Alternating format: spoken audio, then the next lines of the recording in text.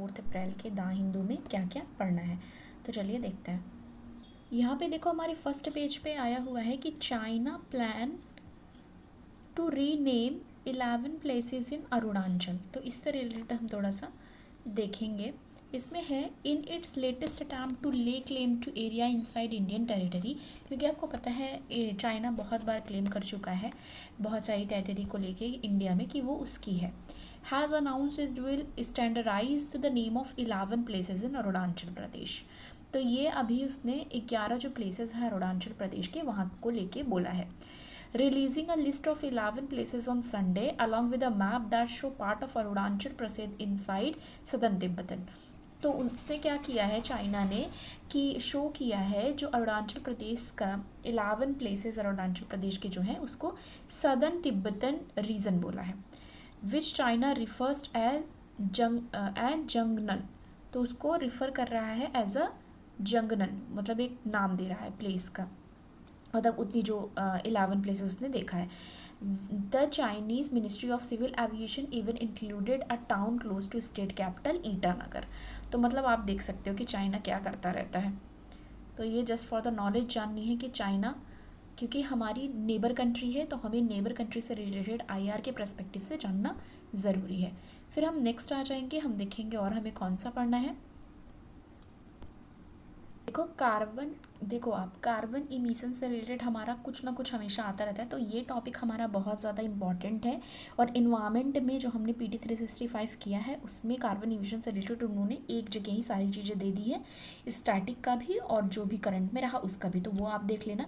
अच्छा हाँ, इकोनॉमी का जो है, चाहे आप कोई देखो चाहे नहीं, इकोनॉमी का जो अभी लेटेस्ट मैंने डाला हुआ है वो आप ज़रूर देखो इकोनॉमी का, क्योंकि वो इम्पॉर्टेंट है। उसमें बहुत सारी ऐसी चीज़ें हैं इकोनॉमी वाले पीटी 365 में जो कि इम्पॉर्टेंट बन जाती हैं। ठीक है, उससे भी देख सकते हो, या आप अगर आपके पास है तो वो आप पढ़ सकते हो, उसकी जो मिलती है नोट्स वो भी पढ़ सकते हो आप। अब देखो यहाँ पे फिर से आया है time to put a price on carbon emission. तो इसमें देखते हैं क्या बात हो रही है। इसमें कहा जा रहा है in the absence of price for use of natural resource such as air and forest, environment destruction has been part of every country recipe for boosting GDP growth.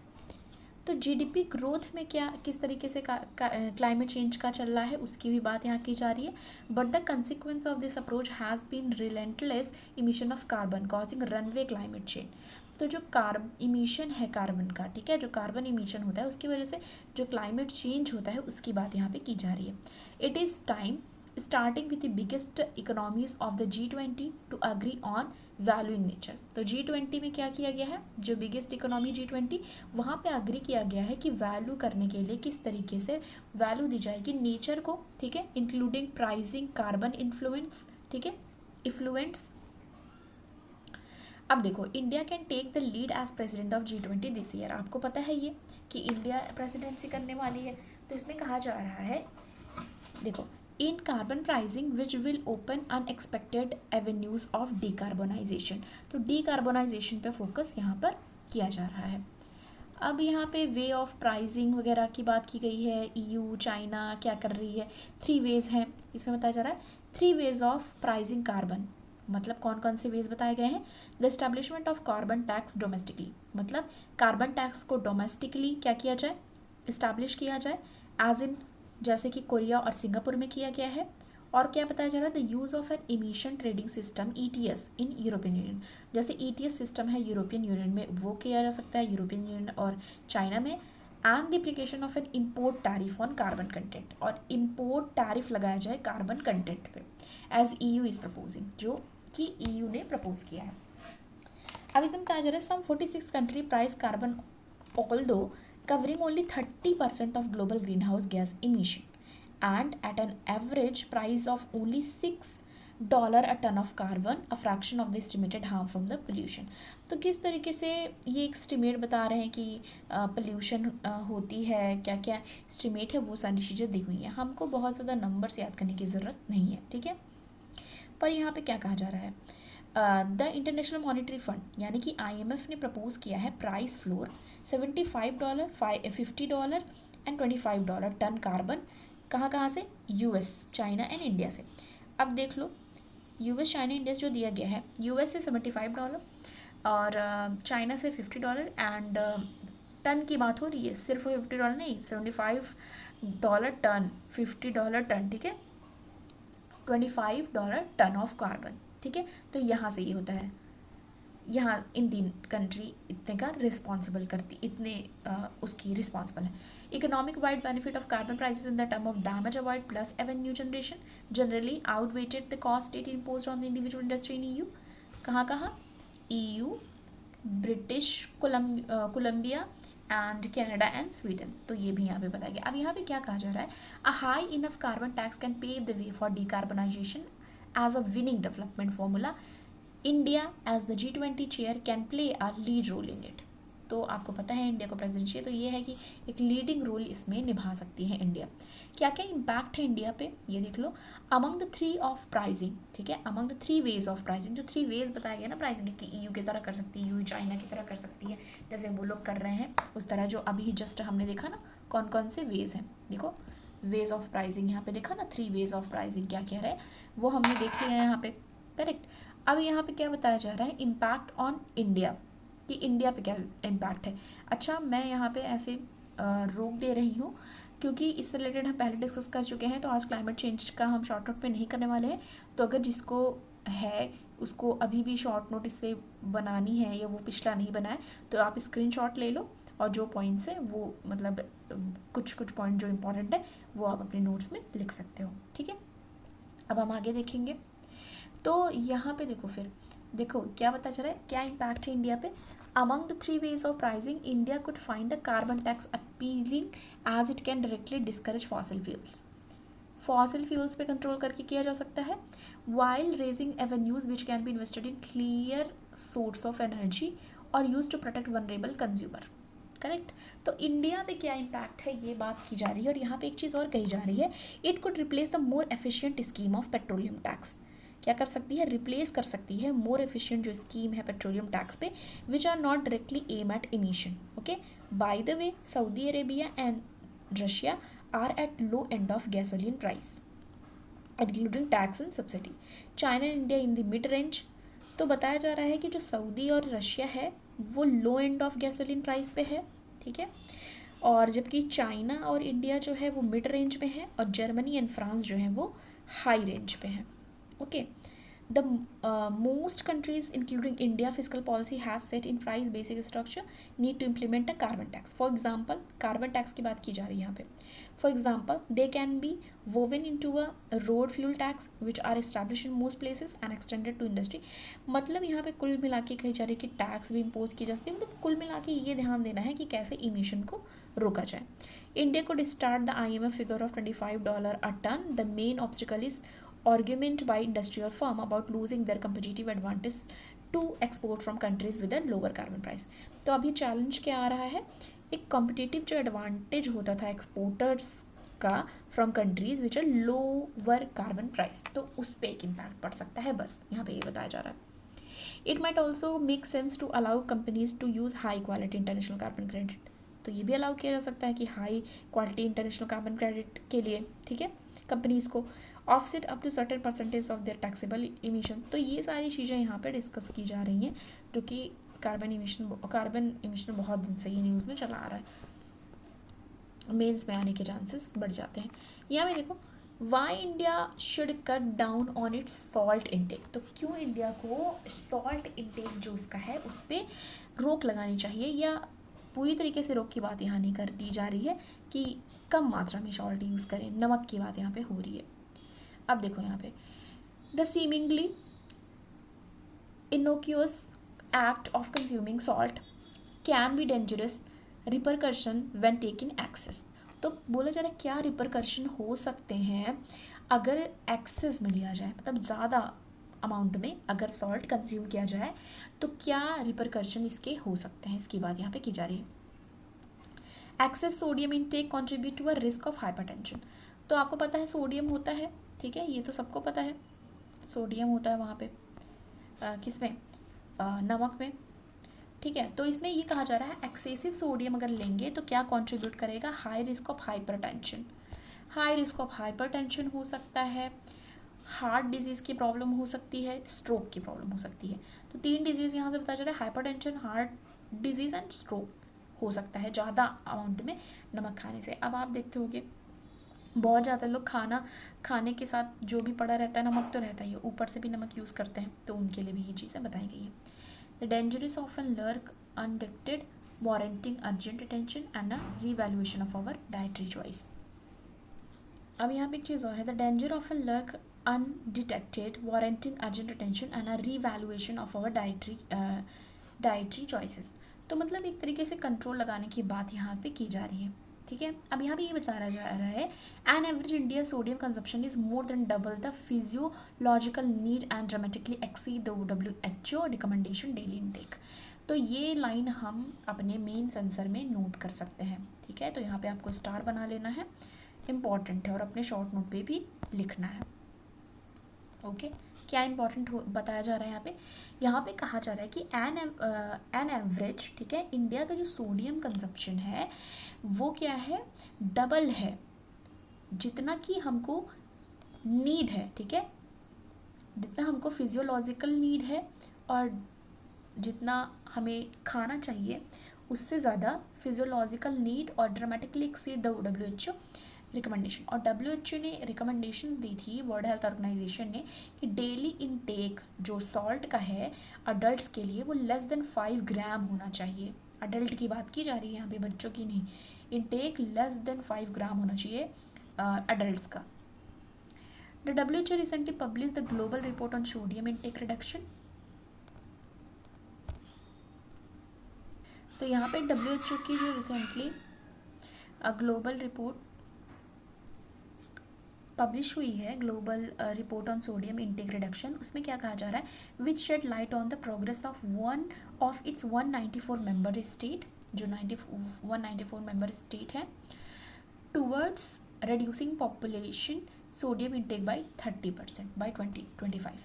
तो ये कहा जा रहा है कि 30% रिडक्शन की बात की गई है, उनका टारगेट है कि 2025 तक 2025 तक कम करने की। पर जो ये प्रपोजल है उसकी डेडलाइन बढ़ा दी गई है 2030 तक, ठीक है।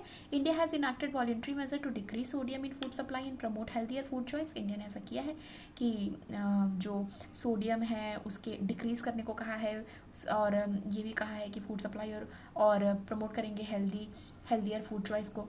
WHO device sodium score ranging, कितना रेंज किया है WHO ने, 1 least implementation to 4 highest implementation for each member state based on the factors such as intent of the implemented of the sodium reduction and other related measure. अब India का score कितना है इसमें, India score 2 signify the presence of least and the voluntary policy emphasizing the need for more rigorous effort to address the health concern। तो India का 2 पे रखा है, तो 1 से 4 में 2 पे है India. Average Indian sodium consumption more than double है, ये हमने पढ़ लिया ऑलरेडी, ठीक है। तो ऐसी बहुत सारी इसमें चीज़ें दी हुई हैं, जो मेन है वो हमने देख लिया है। यहाँ पे इसमें बहुत सारी चीज़ें दी हुई हैं। तो क्या क्या देखो, यहाँ पे एक चीज़ और दी हुई है, BP is critical risk factor for cardiovascular disease. तो एक तो BP पे असर जाता है, ब्लड प्रेशर पे, कार्डियोवास्कुलर डिजीज़ होने का खतरा होता है और ज़्यादा बढ़ने का, जिनको है ऑलरेडी उनको तो ज़्यादा ही प्रॉब्लम है। Foremost cause of the mortality world wide, तो बहुत ज़्यादा मृत्यु दर और ये सब के लिए भी रिस्पॉन्सिबल होता है। तो यहाँ पे 3 चीज़ें दी गई हैं, देखो 1 मिनट, हाँ देखो, but it is essential for India to reduce sodium से। फर्स्ट क्या बताया गया है यहाँ पे, फर्स्ट बताया गया है empirical evidence highlight the strong correlation between reduce sodium intake and decrease blood pressure. तो सोडियम इनटेक कम करना और ब्लड प्रेशर दोनों का एक कोरिलेशन है, ये भी यहाँ पे बताया गया है। कितना होना चाहिए, 1 ग्राम पर डे, और ये सारी चीज़ें भी यहाँ पे बताई गई हैं। उतना डिटेलिंग में जाने की ज़रूरत नहीं है, किस किस चीज़ पे इम्पैक्ट पड़ता है ये हमें जानने की ज़रूरत है। और WHO ने अपनी रिपोर्ट में क्या कहा है ये हमको जानने की ज़रूरत है, कि लेस देन 5 ग्राम यूज़ करने को उसने कहा है। थर्ड क्या बताया जा रहा है यहाँ पे staggering economic impact of the cardiovascular disease. तो कार्डियोवास्कुलर डिजीज़ पे इम्पैक्ट पड़ता है। Low and middle income countries जो हैं वो एस्टिमेट करती हैं at least 3.7 trillion between 2011 and 2025 due to premature and mortality and disability. तो मोर्टेलिटी डिसेबिलिटी इसकी वजह से मतलब मोर्टेलिटी और डिसेबिलिटी भी वो कॉज होती है ज़्यादा सोडियम इंटेक करने से। कार्डियोवास्कुलर डिजीज़ की बात करें, हाइपरटेंशन सिग्निफिकेंट चैलेंज ये सब रहा है इंडिया को लेके। First as per data from registered general of India, WHO and global burden of disease ने जो स्टडी किया उसने पाया है कि cardiovascular disease have emerge as a primary cause of mortality and mobility. तो कार्डियोवास्कुलर जो डिजीज़ है वो प्राइमरी और प्राइमरी कारण देखने को मिल रही है मोर्टेलिटी और मोबिलिटी के लिए, ठीक है। In last 25 year the age adjusted cardiovascular disease mortality rate rise हो गया है 31%, ठीक है। Hypertension has been identify as the leading risk factor, hypertension बहुत ज़्यादा देखने को मिलता है। और अभी सिर्फ पहले तो होती थी कि जो एज के होते हैं उनको ही सारी प्रॉब्लम होती थी, पर अभी ब्लड प्रेशर और ये सब की प्रॉब्लम यंग जनरेशन में भी बहुत ज़्यादा देखने को मिल रही है। हार्ट डिजीज़ और ये सब भी आप देखते होंगे, आए दिन सुनाई देता है न्यूज़ में, किसी न किसी को कुछ हो गया जिम करते हुए या कुछ भी, हार्ट बीट अचानक से इंक्रीज़ हो जाती है। यहाँ पे देखो एक चीज़ और बताई गई है, the union government has initiated several voluntary program. क्या एम रखा है? Aim at encouraging India to decrease their sodium consumption. मतलब यूनियन गवर्नमेंट ने इनिशिएट किया है बहुत सारी वॉलंटरी प्रोग्राम्स, जिसका एक एम ये है कि इंडिया क्या करे, डिक्रीज़ करे अपने सोडियम कंजप्शन को। अब यहाँ पे देखो, food safety and standard authority of India जो FSSAI है, उसने इम्प्लीमेंट किया है ईट राइट इंडिया। ये याद रखना है हमको, ठीक है। अगर प्री में आया तो प्री में आया, पर मेंस में भी हम इसको लिख भी सकते हैं। और कि FSSAI ने क्या कहा है, इम्प्लीमेंट किया है ईट राइट इंडिया, मतलब सही चीज़ें लेने की ज़रूरत है। मूवमेंट, मतलब एक मूवमेंट चला है eat right India which strive to transform national food system to ensure, क्या क्या इंश्योर करने की बात की जाए, secure healthy and sustainable nutrition for all citizen. ये लाइन इंपॉर्टेंट हो गई है, secure healthy and sustainable nutrition for all citizen को। अब यहाँ पे एक चीज़ और कहा जा रही है, in line with the goal the FSSAI launched a social media campaign. क्या कहा है? आज से थोड़ा कम। आज से थोड़ा कम मतलब क्या हुआ कि अब से धीरे धीरे करके कम, क्योंकि एक बैग ये आप देख लो कि अचानक से तो कोई ऐसा नहीं कर सकता कि एक ही दिन वो सबसे ज़्यादा कम कर लेगा, ये सोच लेगा कि मैं नमक ही नहीं खाऊंगा, तो वो तो उसका फिर BP लो हो जाएगा, ठीक है। इससे ये बोला है आज से थोड़ा कम, मतलब धीरे धीरे करके कम करना है। Evidence shows an average daily consumption जो है अप्रॉक्सीमेटली 11 ग्राम है। तो ये सारी चीज़ें थी। India need a comprehensive national strategy to curb salt consumption as current measure have fallen short. तो मतलब ये कोलैबोरेशन बिटवीन किसकी वजह से, स्टेट एंड यूनियन गवर्नमेंट, ठीक है, कॉम्बेट करने के लिए hypertension often cause by the extensive sodium intake की वजह से जो हाइपरटेंशन वगैरह की प्रॉब्लम होती है, उसको दोनों स्टेट और स्टेट और यूनियन मिलकर काम करेंगे। तो ये चीज़ें थी, ये बहुत ज़्यादा इंपॉर्टेंट हो जाता है, पूरा आर्टिकल हमें देखना था, ठीक है। फिर नेक्स्ट आ जाएंगे टेक्स्ट एंड कॉन्टेस्ट में हम आ चुके हैं। इस पर एक इंपॉर्टेंट ये हमारा है, the demand for Scottish independence. तो आपको ये जानना होगा, ब्रिटिश प्राइम मिनिस्टर जो ऋषि सुनक है, उन्होंने क्या कर दिया, रिजेक्ट कर दिया a call from new first minister of Scotland and leader of the governing Scotland national party Humza Yousaf to hold a second referendum for Scotland independence from UK। वो क्या चाहते हैं, स्कॉटलैंड क्या चाहता है, इंडिपेंडेंस चाहता है। तो उसके लिए जो वहाँ के प्राइम मिनिस्टर है ऋषि सुनक, उन्होंने रिजेक्ट कर दिया है। In 1970 after oil was discovered in North Sea, तो ऑयल डिस्कवर्ड हुआ था North Sea, the NSP ran a popular campaign in line with its central ideology of the independence with the iconic slogans। क्या slogan दिया था, iconic slogan उनका था, it's Scottish oil, मतलब वो कह रहे थे कि ये स्कॉटलैंड का ऑयल है, ठीक है, इट स्कॉटलैंड ऑयल का है, क्या उन्होंने ये चीज़ स्लोगन वो दिया था उन लोगों ने। The party argued that if not for Britain control over reserve matter processed from oil would have benefited the Scottish economy. The formal national referendum for independence Scottish was held in 2014, ठीक है। तो formal national जो referendum है independence in Scotland, वो कब हुआ था, 2014 में, which show N 85% turnout. However, amid concern over how an independent Scotland would actually function without British assistance, pro-independence voters lost to those who voted to stay।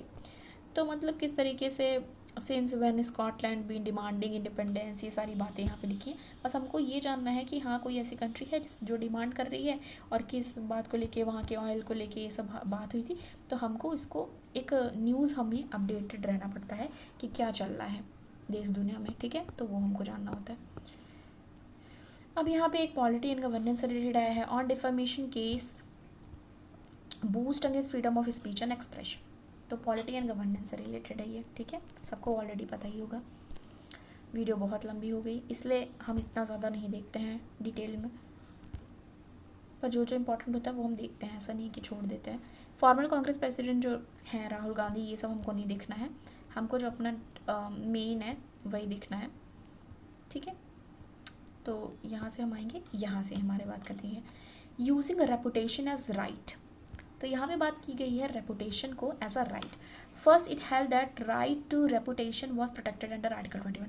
अब आपको याद होगा एक बार पूछा था ना कि अगर कोई अपनी मर्जी से शादी करना चाहता है वो किस आर्टिकल में आता है, एक बार याद होगा प्री में क्वेश्चन आया था। तो इसी तरीके से हमको ये वाला याद रखना है कि रेपुटेशन की बात की गई है, आप इंपॉर्टेंट इसको ध्यान सोच के चलो कि राइट टू रेपुटेशन चाहे स्टेट PSC वगैरह हो या फिर UPSC, क्योंकि एक बार ये भी आया था कि कोई अगर अपनी मर्जी से शादी करना चाहता है तो वो किस आर्टिकल में आता है, ठीक है। तो इनडायरेक्टली पूछती हैं चीज़ें, ठीक है। तो यहाँ पे कहाँ आता है, ये आर्टिकल 21 में आता है, ये याद रखना है। यहाँ पे कहा जा रहा है कि आर्टिकल 21 में आता है कॉन्स्टिट्यूशन के, और वो गारंटी क्या करता है, लाइफ एंड पर्सनल लिबर्टी। और अभी now article 21 only protect individual life and liberty against interference by the state. तो स्टेट का इंटरफेरेंस ना हो और सबको क्या हो, लाइफ एंड पर्सनल लिबर्टी का अधिकार है। यहाँ पे एक चीज़ और कही जा रही है, सुप्रीम कोर्ट ने डिक्लेयर किया था that right to speech under article 19(1)(a। तो सुप्रीम कोर्ट ने फ्री स्पीच की बात की थी, राइट टू फ्री स्पीच की बात की थी आर्टिकल 9(1)(a) में, ये भी याद रखना है। फ्री स्पीच की बात कहाँ की गई थी, इसमें वो बैलेंस करने की बात की जा रही है against the right to reputation.